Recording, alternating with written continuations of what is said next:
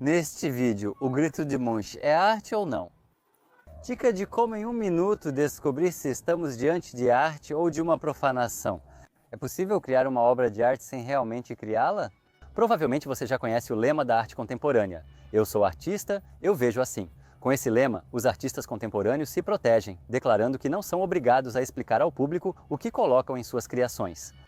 Muito conveniente, mas agora vamos descobrir juntos que esse próprio lema esconde uma armadilha para os medíocres. Infelizmente, na arte contemporânea, muitas vezes o rei está nu e às vezes acontece que nem sequer é um rei. Então, como distinguir a boa arte da ruim? Vamos descobrir agora.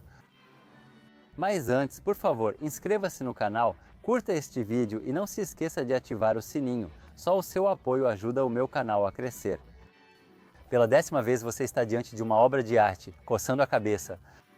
Por que isso é arte? Você olha atentamente, fecha um olho, lê a anotação, mas mesmo assim, a única emoção que sente é confusão. Parece familiar, né? Que tipo de arte é essa tão incompreensível? A questão é que muitas vezes confundimos arte com criatividade. Nem toda criatividade é arte, arte de verdade. Para que a criatividade se torne arte, ela precisa atender a um de 3 critérios. Quais são eles? Eu fiz um esquema para vocês, olhem para a tela. São estética, maestria e ideia. Vamos analisá-los separadamente. Vamos começar pela estética. Esse é o conceito mais simples e ao mesmo tempo o mais complexo dos 3. Parece que todos nós entendemos quando algo é bonito e quando não é. Milhões de pessoas do mundo todo visitam anualmente o Louvre e se maravilham com a arte. Nós, por outro lado, viajamos para a Ásia, Oriente Médio e África e admiramos as construções e objetos de outras culturas e estéticas. Isso significa que a beleza é universal. Será que a beleza pode ser subjetiva? Sim, isso é possível, especialmente quando olhamos para os desenhos dos nossos filhos ou para um guardanapo tricotado pela nossa mãe. Para nós não existe nada mais bonito no mundo. Mas esses objetos seriam arte? Eles podem ser considerados obras-primas se ninguém além de nós entende a sua beleza? Na verdade, não é a universalidade da estética do objeto, que é vista ou compreendida apenas por um círculo restrito, ou até mesmo só pelo próprio artista. É um sinal muito importante de que provavelmente não estamos diante de uma obra-prima, e às vezes nem mesmo de arte. Se você está olhando para algo que parece uma pilha de lixo e por mais que force a visão ou ajuste os óculos, não consegue ver nada além de uma pilha de lixo, posso te desapontar. Isso provavelmente é só uma pilha de lixo. O que diferencia a verdadeira arte do lixo? Emoção. Uma obra de arte não pode ser criada sem a emoção do artista. Emoção é a visão do criador. Eu sou artista, eu vejo assim. Esse é o coração de uma verdadeira obra de arte. E quanto mais talentoso o artista, mais poderosa é a emoção que ele consegue transmitir através de sua criação. E mais intensa será a percepção do espectador. Sem o espectador, a existência da arte é completamente sem sentido, como um poema sem sentido que ninguém vai ler. Não existe um bom livro sem um leitor impressionado. Não existe uma boa música sem um ouvinte apaixonado por ela. Um filme vazio, que não conseguiu emocionar ninguém, vai fracassar. O espectador impressionado e emocionado é o que diferencia a verdadeira arte de algo vazio. Você sente emoção ao olhar para um monte de lixo? Se sim, eu tenho o telefone de um especialista para você. Vou deixar na descrição. Frequentemente você vê obras de arte que sim, são visualmente atraentes, vendidas por uma fortuna, mas não despertam nenhum pensamento ou emoção em você. Isso é especialmente característico da arte contemporânea. Os artistas afirmam que a arte existe por si só, que qualquer resultado do trabalho de um artista é arte. Mas será que é assim mesmo? Na verdade, existe um fenômeno que tenta ao máximo se disfarçar de arte. Isso é o design. Belos enfeites que decoram nossa vida, na maioria das vezes, são apenas design. Design é, essencialmente, a construção artística, a disposição de objetos, cores e elementos no espaço para criar uma combinação harmoniosa. Sem design, a vida moderna é impensável. Ele nos cerca em todos os lugares, nas roupas, nos móveis, nos espaços públicos e até mesmo na comida. O design tem o poder de transformar algo em arte, sem dúvida. E é aqui que o próprio lema da arte contemporânea vem em nosso auxílio. Eu sou artista, é assim que eu vejo. Ele nos diz que é justamente a visão do artista, ou seja, o significado, a emoção que ele quer nos transmitir, que é o sinal de uma obra de arte contemporânea. É a presença de uma ideia e emoções do artista que diferencia a arte do design. Existe um truque, se quiser, que vai te ajudar em 1 minuto ou até em 1 segundo a identificar quando você está diante de algo vazio. Basta olhar para o título. Todos os livros, músicas, filmes, peças de teatro sempre têm um título. No título está a essência do pensamento do criador, a emoção concentrada do ato de criação, a mensagem que ele quer passar para o público. Então, por que os artistas contemporâneos deixam seus objetos de arte sem nome com tanta frequência? Só pode haver uma explicação para isso. Simplesmente eles mesmos não sentem nada em relação às suas criações. O designer que cria um objeto de design mecanicamente apenas faz seu trabalho. A gente não pensa em dar nome para cada parede que pintou na própria casa. Por isso, se vemos um quadro chamado, por exemplo, Composição número 128, ou que descreve literalmente o óbvio, como quadrado vermelho sobre branco, ou até mesmo chamado de sem título, podemos razoavelmente supor que não há nenhuma história, ideia ou visão do artista por trás da criação dela. Mas você é artista, você vê desse jeito? Então nos conte o que você vê. Ou será que você simplesmente não tem nada para nos dizer? Sim, há vários artistas que deliberadamente não dão nomes às suas obras como parte de sua abordagem ou ideia. Anne Vermeer, por exemplo, não dava títulos às suas pinturas. Elas sempre recebiam nomes depois. Mas isso é mais uma exceção, e ainda assim deve ser explicado de alguma forma. Os artistas frequentemente nos dizem que o processo de criação de uma obra é um ritual emocional, durante o qual o artista, por assim dizer, despeja seu eu na tela. Então por que o artista não pode nomear sua criação? Compartilhar essa emoção conosco, mas compartilhar algo que não existe é bastante difícil, não é mesmo? Por isso eu afirmo que uma obra de arte contemporânea sem título não pode ser um grande feito, e muitas vezes nem mesmo pode ser considerada arte. Antes de tudo, porque a falta de nome significa falta de sentimento e a arte não pode ser insípida. Darei 2 exemplos. O primeiro é Mark Rothko. Pode-se pegar qualquer quadro dele, mas vamos pegar o real, vermelho e azul, que foi vendido por 71 milhões de dólares. Se você procurar por ela na Wikipédia, verá que não há descrição. Nem mesmo a grande Wikipédia encontrou algumas palavras para descrever uma das pinturas mais caras do mundo. O que você sente quando olha para ela? Acho que ela não desperta emoções especiais em você. Rothko é um artista icônico, um grande experimentador para a arte de sua época, praticamente um revolucionário, e sem dúvida, sua contribuição para a arte é inestimável. Mas algo mudou no mundo depois da criação deste quadro? O coração de ao menos uma pessoa acelerou ao ver essa obra e ler o título Real, Vermelho e Azul? Eu duvido muito disso. Bonitinho. Sim, o design é ótimo, mas onde está a visão do artista? Por que eu não percebo isso? E o segundo exemplo é Vasily Kandinsky, o primeiro abstracionista do mundo. Mais tarde, ele criou muitas pinturas chamadas Composição número tal. Mas agora vamos olhar para uma das séries que o tornou famoso. Olhe para este quadro. À primeira vista parece apenas uma mistura de tintas. Agora observe como a sua percepção vai mudar com o que eu vou dizer.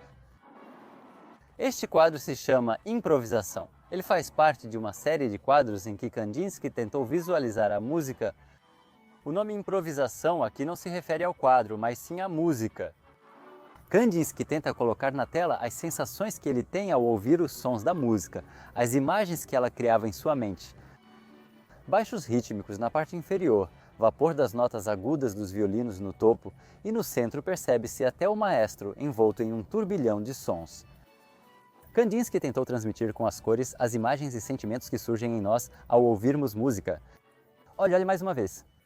Concorde, eu não precisei de muito tempo nem de palavras complicadas para que você pudesse ver esse quadro de outra maneira. 2 abstrações, 2 artistas famosos, mas só uma provoca emoção. E o que a diferencia é a presença de uma ideia ou daquela visão particular do artista. Isso é a verdadeira arte. Veja como tudo é simples. Eu sou artista, é assim que eu vejo. E nós entendemos com muita facilidade como Kandinsky vê a música. Por isso, amigos, um objeto estético da arte contemporânea sem ideia, sem a visão do artista, é apenas design. Às vezes, incrivelmente estético, mas sem ideia, geralmente não consegue se tornar arte. E agora passamos ao próximo critério, técnica de execução ou maestria. Então, digamos que temos um artista que domina uma técnica de forma tão magistral como poucos conseguem. Leonardo da Vinci dominava a técnica do esfumato, que tornava as transições entre as pinceladas quase imperceptíveis, criando uma aura de mistério em suas pinturas. Mas vamos analisar a arte contemporânea. Nela, muitos artistas fizeram seu nome com uma técnica específica, criando obras com enorme habilidade. Jeff Koons, cujas obras você provavelmente já viu, as fabrica em aço inoxidável com revestimento colorido. Elas se parecem com isto. Koons provavelmente é o artista americano mais caro da atualidade, muito reconhecido. Mas vamos pensar, será que todas as obras dele são arte? Por exemplo, ele produziu 5 cachorrinhos como esses, de diferentes tamanhos e cores, e além deles, muitos outros objetos parecidos, de outras formas. A escultura se chama Cachorro de Balão. Que surpresa, não é mesmo? A primeira escultura desse tipo foi vendida em 2013 em Nova York por 58 milhões de dólares americanos em leilão da Christie's. Diga, o que você sente ao olhar para elas? Feita com maestria, sem dúvida. Parece que a escultura ela é muito leve, né? Mas na verdade ela pesa 1 tonelada inteira. Mas será que essa obra realmente nos emociona? Ela levanta alguma questão além de como foi feita? Para mim, pessoalmente, não. Conte nos comentários se essa obra te toca, fico muito curioso. E será que ela emociona o próprio artista? Acho que ao criar o primeiro objeto, ao materializar a ideia, Kantz certamente colocou muito dele nisso. Mas que pensamentos ou sentimentos o artista pode ter ao fazer a mesma coisa pela 5ª vez, mudando apenas o tamanho ou a cor? Receio que uma pessoa normal, numa situação dessas, só consiga sentir uma coisa, um tédio insuportável. Você já ouviu falar de fabricantes de brinquedos de fábrica sendo chamados de artistas? A rotina inibe a criatividade. Não é preciso inventar nada, basta mover as mãos mecanicamente, fazendo de forma habitual aquilo que você já fez várias vezes. Ou até mesmo encomendar o objeto de um fabricante externo, se a produção já estiver em andamento. Se às vezes nem mesmo o próprio artista toca no objeto, será que esse objeto pode realmente transmitir a visão do artista? Não consigo imaginar que isso seja possível. Se conseguimos reconhecer o primeiro objeto criado como arte, o que seriam então todos os outros produzidos em série? Isso também tem um nome, artesanato. Ao ouvirmos essa palavra, logo pensamos em algum artesão antigo, fazendo potes ou botas de feltro. Essa é uma associação correta. A produção em massa de objetos decorativos praticamente idênticos é o que chamamos de artesanato. Nessa sequência, apenas o primeiro objeto pode ser considerado arte. Todo o resto são derivados dele, sem ideias, impessoais e secundários. Agora, em contraste, vamos olhar para outro artista muito parecido, Anish Kapoor. Ele cria esculturas usando uma técnica muito parecida com a de Koons, mas ao contrário dele, nunca as repete. Cada escultura dele é única. E sabe de uma coisa? Todas as esculturas dele têm um nome e uma visão, que Kapoor compartilha conosco sem problemas. Uma das obras mais famosas dele, localizada em Chicago, chama-se Portão das Nuvens. Essa escultura tem a forma de um feijão liso. 3/4 da superfície externa da escultura refletem o céu, e o nome se refere ao fato de que ela funciona como uma espécie de portal, que ajuda a superar o espaço entre o céu e o espectador. Ao se aproximar dela, você vê o horizonte distorcido de Chicago que parece te envolver. Eu estive lá e senti isso completamente. É uma sensação muito interessante. Não escolhi essa escultura por acaso, porque Koons e Kapoor participaram do concurso para criar uma escultura para Chicago. Koons propôs uma estátua de um enorme escorregador com um mirante, mas a comissão escolheu a opção de Kapoor. E desde então, Fazolenko se tornou o cartão postal de Chicago. Aqui está outro exemplo marcante. O artista norueguês Håkan Anton Fageras cria almofadas de mármore que parecem reais, mas são de pedra, e ele as produz uma após a outra e vende. Que ideia, pensamento ou visão pode haver em uma almofada? Bem, além do negócio que por si só já é muito legal, dá muita vontade de tocá-las para verificar se não são reais, mas isso pode ser considerado arte? Aqui estão as obras de Rafael Monti, o véu de mármore. Ele criava algo etéreo a partir do mármore sólido. E eu nem consigo comparar esses dois escultores. No caso de Monti, nem precisamos questionar a visão do artista, nós já entendemos tudo perfeitamente. Já o que Fageras vê em seus travesseiros, ninguém sabe. E sabe, isso também me causaria certas dificuldades. No entanto, ambos são considerados artistas. Como pode ver, não só os designers, mas também os artesãos passaram a se chamar de artistas. Hoje em dia, praticamente qualquer um que ainda tenha as mãos tenta se chamar de artista. Ultimamente, os artistas que já fizeram seu nome nem fazem mais nada sozinhos. Eles contratam equipes para que as pessoas produzam os objetos por eles. Assim faz, por exemplo, o artista contemporâneo mais rico, Damien Hirst, cuja fortuna é estimada em US$ 1 bilhão. Agora ele apenas permite que seu nome seja posto na obra de arte. Salvador Dalí já vendeu telas em branco autografadas por apenas $10 cada. No final, o mercado foi inundado por falsificações, mas nenhuma delas é considerada arte. No entanto, Hirst vende com sucesso sob seu nome coisas que ele às vezes nem chegou a ver pessoalmente. E por que não se há quem esteja disposto a pagar milhões por um objeto que vale apenas alguns milhares?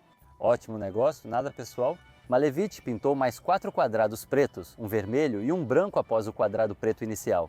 Se o primeiro foi um avanço, os seguintes foram tentativas desajeitadas de repetição. Munch criou 4 versões do seu grito. Qual delas devemos considerar a verdadeira? Eu apostaria na primeira. Um artista pode criar uma obra de arte sem criar todas as suas partes? Isso também é possível.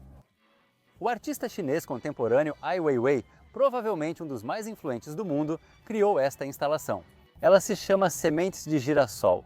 Consiste em 100 milhões de sementes feitas de porcelana e pintadas à mão. 1.500 trabalhadores chineses as produziram durante mais de 2 anos e meio. As sementes de porcelana simbolizam os habitantes da China, que parecem semelhantes por fora, mas são muito diferentes por dentro. Na exposição, era possível andar sobre as sementes, brincar com elas e levá-las para casa. Ai Weiwei queria mostrar que os habitantes da China podem ser próximos, e também que eles são muito trabalhadores, capazes de criar 100 milhões de sementes pelas quais se pode caminhar. E nesse caso, esses 1.500 chineses que criaram as sementes como parte da obra de arte, sem eles a história dele não teria acontecido. Impressionante, não é? Isso é arte de verdade. E o que o diferencia novamente é a emoção que ele desperta em nós. Então, amigos, se vocês veem um objeto de arte bonito, mas sem sentido, isso é design. Se um design bonito é produzido em massa para ganhar dinheiro, isso é artesanato. E quanto ao terceiro e mais importante aspecto da arte contemporânea, ou seja, a ideia ou visão do artista daquele famoso lema da arte moderna, aqui também será interessante. A arte contemporânea ela é conceitual. Às vezes, algo aparentemente simples se torna atraente após descobrir o que o artista colocou na obra. As ideias podem ser boas ou ruins, geralmente ruins, mas uma boa ideia é o único dos 3 aspectos capaz de carregar uma beleza invisível aos olhos. A própria ideia não tem uma forma material, por isso não existe separada dos outros elementos. Por outro lado, é sempre muito fácil identificar uma ideia ruim. Geralmente ela é confusa, obscura e pretensiosa. Em museus, é comum ver descrições assustadoras dos objetos, escritas pelos artistas ou curadores da exposição.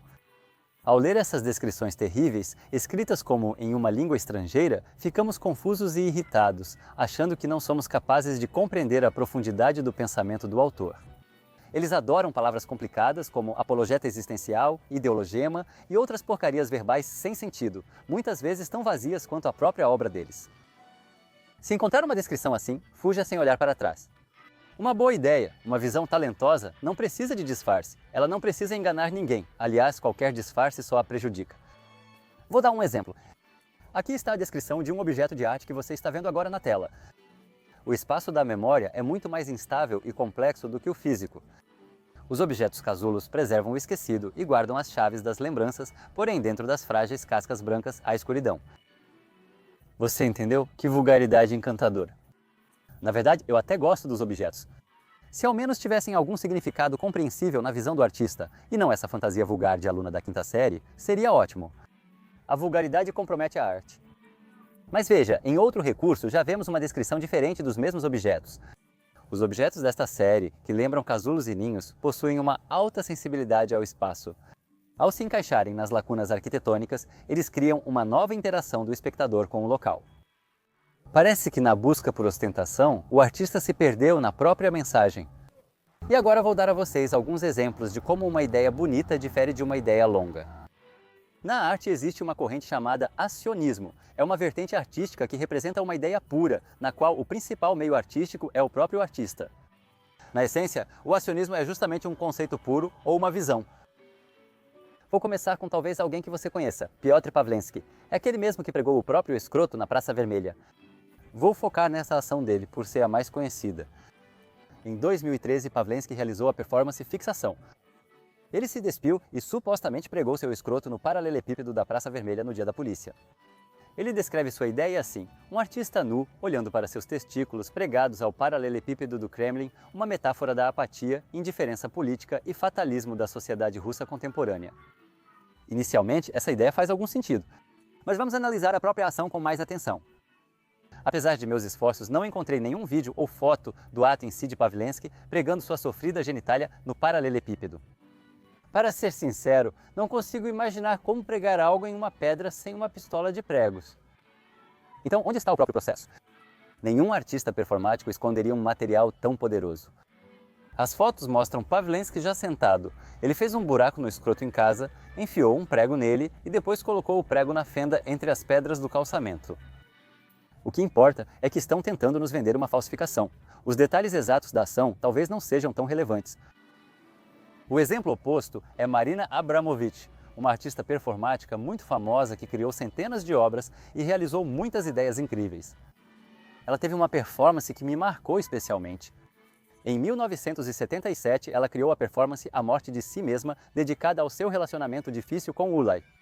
Na performance, Marina beijava Ulay, e externamente parecia um beijo longo e apaixonado. Mas a condição era que ambos inalavam o que o parceiro exalava. No final, com o tempo, o ar acabava, respirar se tornava impossível e eles tinham que se separar. Essa performance é uma alegoria da complexidade dos relacionamentos. Duas pessoas, amando-se demais, ao mesmo tempo sufocam uma a outra. E com o tempo, inevitavelmente chegará o momento em que ambos terão que ou respirar um ar fresco ou sufocar. Concorda? É uma ideia muito bonita, muito próxima e compreensível? Você já passou por uma situação parecida?